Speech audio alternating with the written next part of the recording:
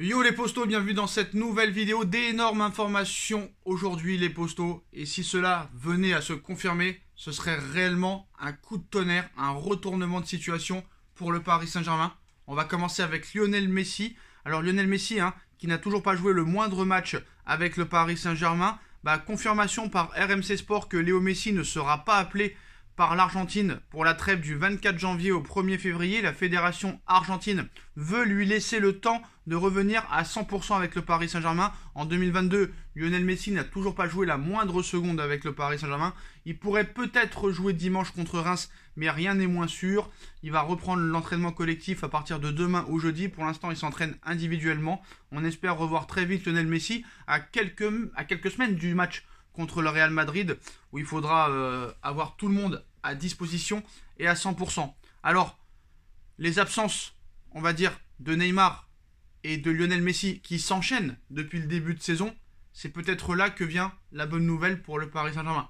Mais de quoi je parle? Rendez-vous dans quelques minutes les postos. En ce qui concerne Sergio Rico, accord Paris Saint-Germain, Sergio Rico. Accord trouvé entre Sergio Rico et Majorque, l'opération devrait se faire. Des détails restent à régler sur le pourcentage du salaire pris en charge par le Paris Saint-Germain pendant le prêt du gardien espagnol. Donc Sergio Rico devrait quitter le Paris Saint-Germain pour les prochains mois. En ce qui concerne maintenant le mercato d'été, les postos, le PSG est en pourparlers avec Paul Pogba et Franck Kessié. Les deux joueurs seront libres le 30 juin prochain, pour rappel, information ESPN. Donc c'est vrai que Franck Kessié et Paul Pogba gratuits, peux-tu vraiment refuser? Après c'est vrai que le PSG, je pense, a besoin vraiment de milieux de classe mondiale, d'impact physique, de récupérateurs. Et est-ce que c'est le cas avec ces deux joueurs? Alors c'est bien de prendre des joueurs libres, voilà, ça te fait faire des économies et ça peut te permettre d'acheter peut-être d'autres joueurs, mais le milieu de terrain reste une priorité. Honnêtement, on va pas se mentir. Après, c'est sûr qu'un Tchouaméni ou un Fofana, peut-être que ce serait mieux. Après, c'est plus cher. À voir ce qui va se passer dans les prochaines semaines.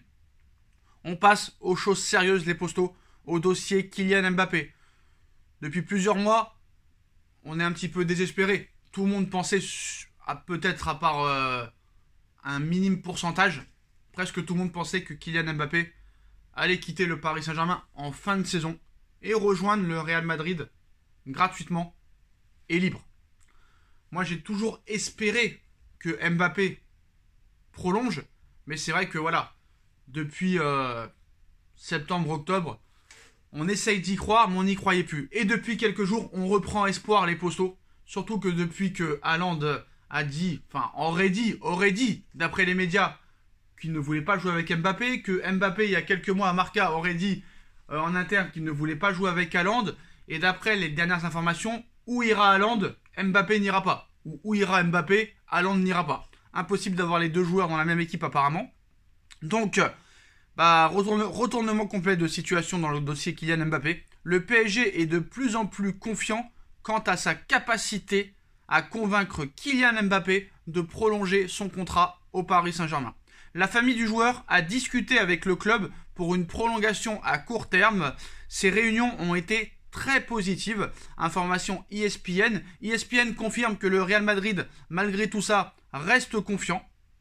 Donc, maintenant, les arguments. D'après les sources consultées par ESPN, Kylian Mbappé est de plus en plus réceptif et plus réceptif que jamais à la possibilité de rester au Paris Saint-Germain un peu plus longtemps. C'est pourquoi le Paris Saint-Germain a de l'espoir, et même un grand espoir, pour une prolongation de contrat. Donc ça, c'est la bonne nouvelle, les postos. L'un des facteurs de la confiance du PSG pour la prolongation de Kylian Mbappé, Mbappé aurait trouvé le rôle de leader qu'il a toujours voulu au club. Il est devenu un leader à part entière de l'équipe.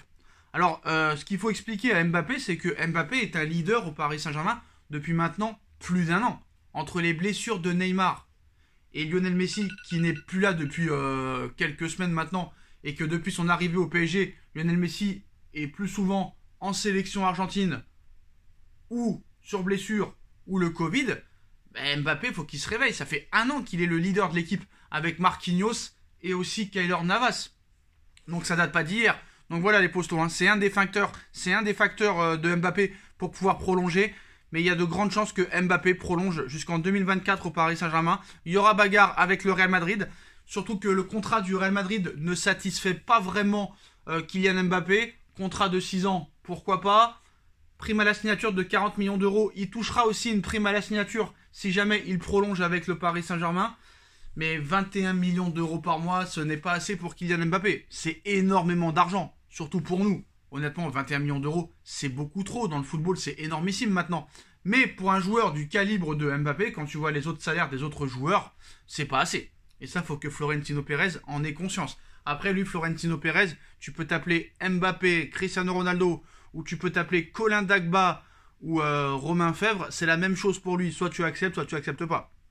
Et si Mbappé ne vient pas, bah, le Real ira sur Haaland, ça c'est sûr et certain. Après, comme je l'ai dit, si le PSG prolonge seulement de 2 ans Kylian Mbappé, s'il s'en va dans 1 an après et qu'il est vendu, ça va être compliqué de trouver un remplaçant sur le long terme. Mais voilà, en tout cas, retournement de situation, Jean Béga est tellement que je suis un peu content quand même. Donc le PSG est de plus en plus confiant quant à sa capacité à convaincre Mbappé de prolonger son contrat. Et surtout, la très grosse information de cette vidéo, les postos, le PSG a repris contact ces derniers jours avec Zinedine Zidane en cas de départ de Mauricio Pochettino à Manchester United en fin de saison. L'arrivée de Zinedine Zidane pourrait jouer un très grand rôle dans le maintien de Kylian Mbappé à Paris selon certaines sources et surtout ESPN. Donc voilà, Zidane au Paris Saint-Germain, Mbappé qui prolonge, enfin un recrutement d'un milieu de terrain voire 2. Voilà, malheureusement je pense que quand même le PSG va devoir trouver peut-être un milieu de terrain d'ici le 31 janvier prochain. Mais voilà, en tout cas les contacts ont repris avec Zinedine Zidane pour une arrivée imminente. Pochettino veut partir, Mbappé n'est plus contre-prolongé au Paris Saint-Germain.